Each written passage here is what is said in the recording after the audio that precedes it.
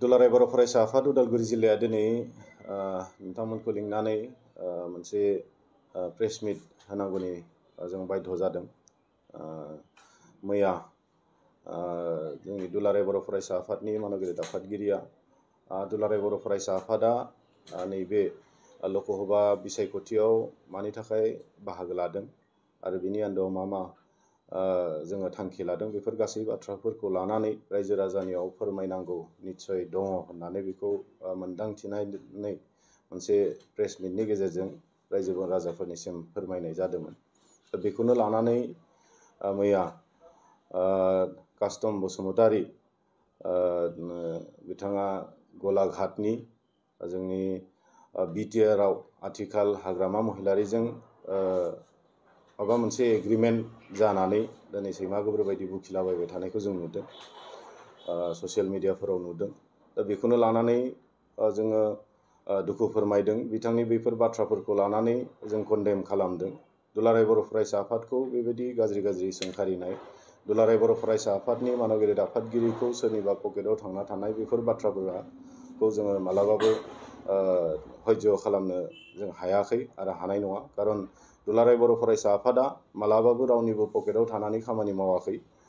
जोङो हदायबो बर' रायजो राजानि उन्नतिनि, बर' रायजो राजानि जि इसु, बड'फाया जि मोनसे सिमांखौ जों बर' रायजो राजाफोरनो नुहोनानै गालांबाय, बे सिमांखौ मोगथां महर होनो थाखाय जोङो खामानि मावबाय थादों आरो बेयाव रावनिबो पकेटाव हाबना थानायनि बाथ्रा गैया।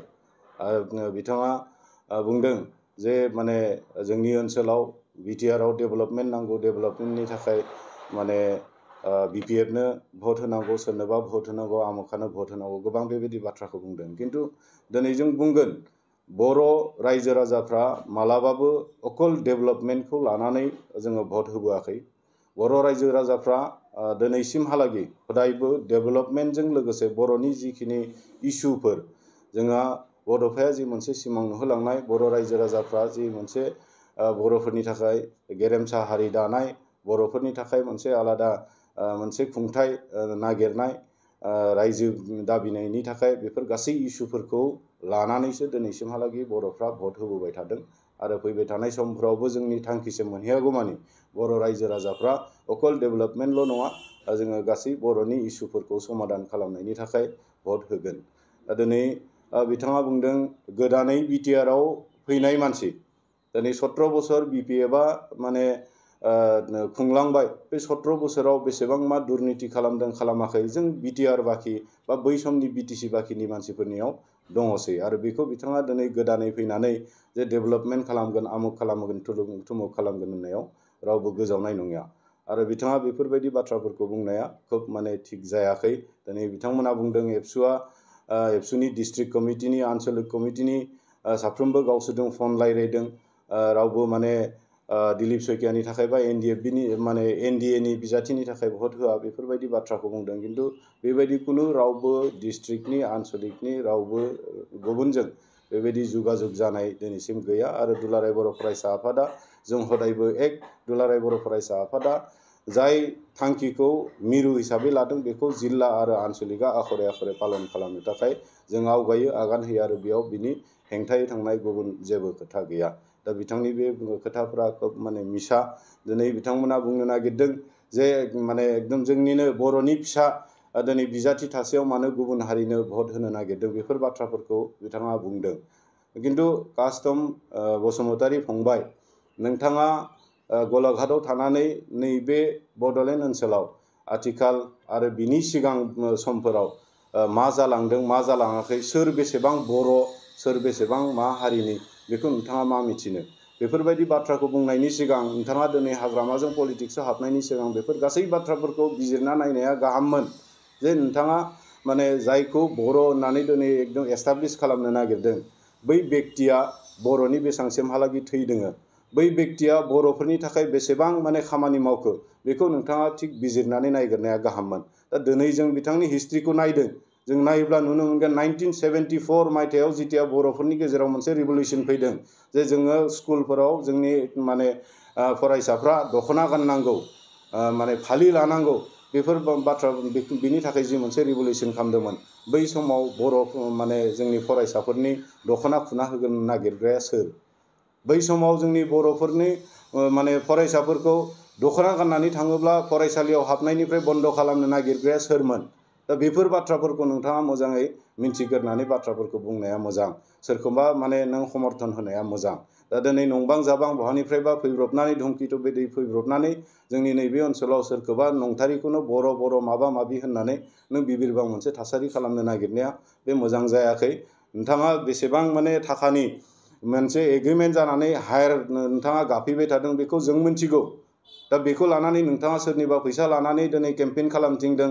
सैमा गोबोर बायदि बुखिबाय थादों होननानै दुलाराय बर' फरायसा आफादाबो जे सोरनिबा थाखा फैसाजों बायजागोन बे मालाबाबो नङा नोंथाङा एबसुनि सासे बिबानगिरिमोन मोनसे समाव दा बै समावबो नोंथाङा मिन्थिगोन जे दुलाराय बर' फरायसा आफादा थाखानि थाखाय खामानि मावो ना जाथिनि थाखाय खामानि मावो जों अरायबो जाथिनि इसुखौ समाधान खालामनांगौनि थाखाय खामानि मावबोबाय थादों आरो नोंथां कास्टम बसुमतारी फंबाया दिनै ओरैबायदि मोनसे माने पातला गोसोनि माने सनसल गोसोनि मानसि बेखौ आरो रावबो बुजिनो बाखि गैला जे नोंथाङा जायनि थाखाय दुलाराय बर' फरायसा आफादाबो गावनि बिबानखौनो फोजोबबोनो हायाखिसै दा बिबानखौ नागारनानै थांनांबाय दा बेबायदि हेन मानसिया दिनै बेयाव जातिनि बाथ्रा माबा माबि बाथ्रा बुंनानै माने थासारिखौ गुलुं गुजुं खालामनांगौ नोंहा खुनु मोन्थाय गैया नोंथाङा नोंथांनि बायदि जेरै नों सोलिबाय था खिन्थु बर' रायजो राजाफोरखौ बेबायदि मिसलिड खालामनो नागिरनाया बे मोजां जायाखै दा दिनै नोंथांमोनानो नाय सों जाय बेक्तिखौ नोंथांमोना बर' होननानै बुंबाय थादों बिथांखौ नोंथांमोनानो सों जे बिथाङा बर'नि थाखाय मा समाव मा खामानि मावदों बिथाङा जुदि बर'मोनब्ला दिनैसिमहालागै फंसेबो बर' राव बुंफेराखै जों खुनु मोनसे मेल मिटिङाव इभेन खुलुमबाय गोजोन्थों होननाय बिथांनि खुगानिफ्राय राव जों खोनानो मोनाखै मालाबा हनै माने पार्लियामेन्ट जिरायदों एसेम्ब्लियाव जिरायदों जोंनि बर'नि हेंथासो किसुमान जाय माने बाथ्राफोरखौ बुङोब्ला जाय बाथ्राफोरखौ लाबोयोब्ला जोंनि बर'निनो ओंखामनि थुरसिनिफ्राय ओंखामानो गोमालांगोन बेफोरबायदि बाथ्राफोरखौसो बुंनायखौ जों नुबोदों नोंहा खुनु मोन्थाय गैया नोंथाङा नोंथांनि बायदि जेरै नों सोलिबाय था खिन्थु बर' रायजो राजाफोरखौ बेबायदि मिसलिड खालामनो नागिरनाया बे मोजां जायाखै दा दिनै नोंथांमोनानो नाय सों जाय बेक्तिखौ नोंथांमोना बर' होननानै बुंबाय थादों बिथांखौ नोंथांमोनानो सों जे बिथाङा बर'नि थाखाय मा समाव मा खामानि मावदों बिथाङा जुदि बर'मोनब्ला दिनैसिमहालागै फंसेबो बर' राव बुंफेराखै जों खुनु मोनसे मेल मिटिङाव इभेन खुलुमबाय गोजोन्थों होननाय बिथांनि खुगानिफ्राय राव जों खोनानो मोनाखै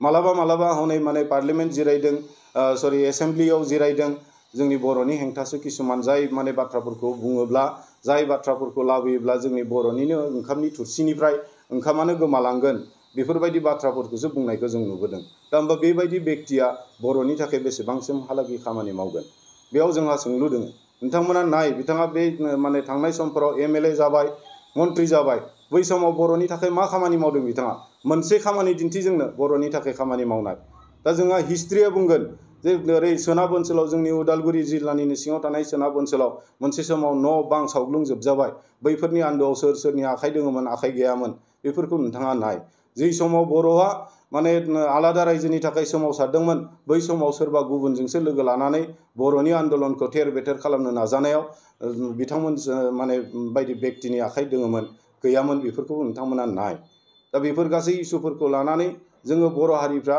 बर' रायजो राजाफ्रा मालाबाबो बावगाराखै सोर माने दावखाया दावराय जानो नागिरनाय बेफोरखौ जोङो मालाबाबो बावगाराखै आरो दिनै दुलाराय बर' फरायसा आफादा सोरबा गुबुन हारिनि सासे बेक्तिखौ बिजाथिखौ जोङो माने देरहाहोनो थाखाय बा बिनि थाखाय खामानि मावदों होननायाव बेयाव जोंहा आन्दोआव जोंनि इसु दङ मोनसे सुक्ति जालांबाय 2020 मायथाइयाव बिनि माखासे दफाफोरखौ जोङो मावफुंनांगौ बिनि थाखायनो जोंहा सासे माने एमपि क'क्राझाराव जोंहा सासे जोंनिनो बर'नि बिजाथि जोङो मोनदों बिथांखौ देरहाहोहरनांगौ दा बेफोर गासै माने इसुखौ जोंनि सुक्तिनि दफाफोरखौ मावफुंनांगौनि सार्थआव जिहेतु माने एनडिएनि सत्रसायाव बिथांमोननि गुडविलाव जोङो दिनै मोनसे सुक्तिखौ खालामनो हादों आरो बिनि गेजेरजों माखासे मानि दफाखौ जों मोनबोदों बैफोर दफाफोरखौ आखरे आखरे मावफुंनांगौनि थाखाय जोङो बर' रायजो राजाफ्रा भट होनो थाखाय आवगायदों बेयाव नोंथाङा गुलुं गुजुं मोनसे थासारि खालामना होनो बेयाव दा नाजा आरो बेबायदि बाथ्राफोरखौ नोंथाङा गुदि खोथा खुनु हिस्ट्रिखौ मिथियालाबासिनो नंबां जाबां बाथ्राफोरखौ लानानै दुलाराय बर' फरायसा आफादखौ सोंखारिनाय दुलाराय बर' फरायसा आफादनि मानाव गेदेर आफादगिरिखौ सोंखारिनाय गाज्रि बाथ्रा बुंनाय बिनिफ्राय नोंथाङा गोजानाव थानांगौ। नोंथांनि केरेक्टार नोंथांनि गुतैखौ जों मोनथिगौ आरो बेफोर गासैखौ नोंथाङा आन्दोआव लाखिनानै सोरखौबा नों दुसि खालामनो नागिरनाया बे नोंथाङा भुल जादों। नोंथाङा बेखौ एसे मोजाङै बिजिरनानै नाय मानि थाखाय नोंथाङा बेबायदि अबस्थायाव दिनै थाफैनो गोनां जादों। दा बेफोर बाथ्राफोरखौ नोंथाङा गावखौनो एसे सुद्राय गावखौनो नों थिग खालामनानै ला। दा बेखिनिखौनो बुंबाय। फैबाय थानाय समाव जाहाथे नोंथांनिफ्राय बेबायदि आरो गाज्रि राव दुलाराय बर' फरायसा आफादखौ सोंखारिनाय मानाय बेफोर बाथ्राफोरखौ जाहाथे जों खोनाफिना बेखौनो जों मिजिंथिदों। आरो नोंथाङा जि गावनि जिउनि थाखाय जिउखौ दानांगौनि थाखाय नोंथाङा जि खालामनो नागिरदों नोंथाङा मावलां, खिन्थु बेबायदि जाथि आरो माने जातीय आफादफोरखौ नों मिसलिड खालामनायनिफ्राय नोंथाङा गोजानाव थानांगौ।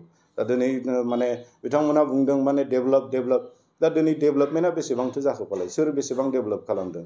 थिखा मावनो मोननांगौनो। BPFनो दायो थिखा मावनो मोननांगौनि थाखाय माने दुर्गादास बर'नो भट होनांगौ बर'फ्रा।